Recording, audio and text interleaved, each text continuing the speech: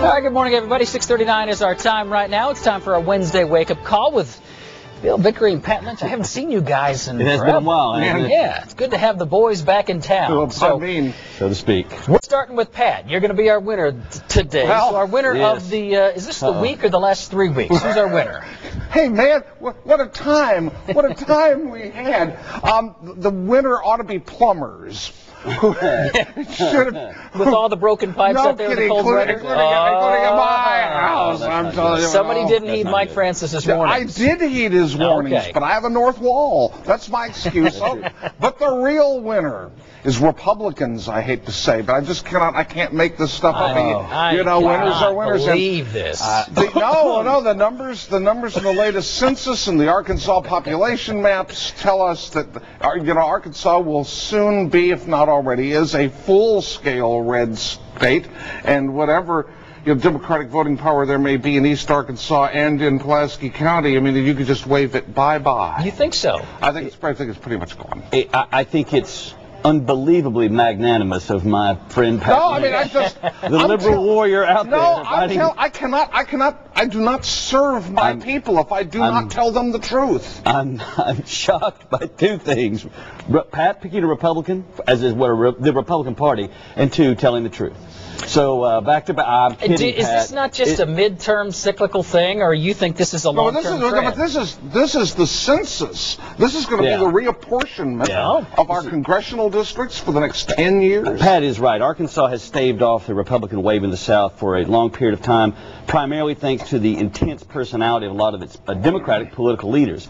That all shifted when President Obama came into the White House. We still have a very popular Democratic governor, but up and down the ballot, who pretty much is in control of the redistricting, is he not? To a degree, yes. Although there's a board of apportionment, and there's a. But Pat's point is this: where else can you go unless you completely gerrymander a district? The Democratic Party in this state is in real trouble because there's no one left in Southeast Arkansas. We got to move on because I know Pat's not going to agree with this, but I know you're not going to agree with this. But your winner of the week. My winner is Congressman Tim Griffin. Yesterday, and here's why, Pat. He agrees with your president. He agrees with your president, and I watched him yesterday make a speech from the floor of the House of Representatives where he was highly critical of a military program that effectively props up GE.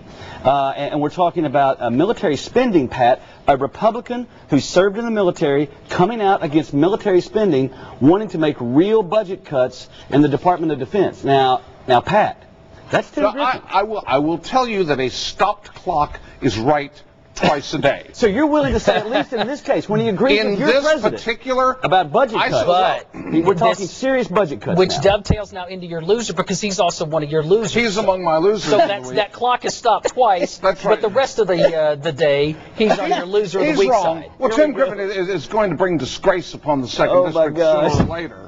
You can count on it. I promise you. But the congressional magnanimity is ended. Magnanimity, right? The Republican House members all voted for this a Birthright Citizenship Act of 2011, which is about the immigration anchor babies and the presumption that once they have one baby in the United States, then they're just here for good. I do think. Listen, I believe in the people that want to come to the United States of America for a better life. I think that's what this nation was built on. It's critical to our future, but and we know this practice happens, Pat, to flee to the United States to have a child just to take advantage of the United States. Just like in terms of business, you can't use the United States as a camp I don't know agency. that happens. I don't know that happens. It does happen. We know this for in your fantasy conservative alternative universe. We know from immigration people. We know from immigration and naturalization people. People come over the border very quickly so that they can have their child in the United States. Okay, let's so anyway, now let's wrap it up with your loser of the week. Yeah, my loser. And we make fun of the media a lot. I know Pat and I do, and we like to take shots. But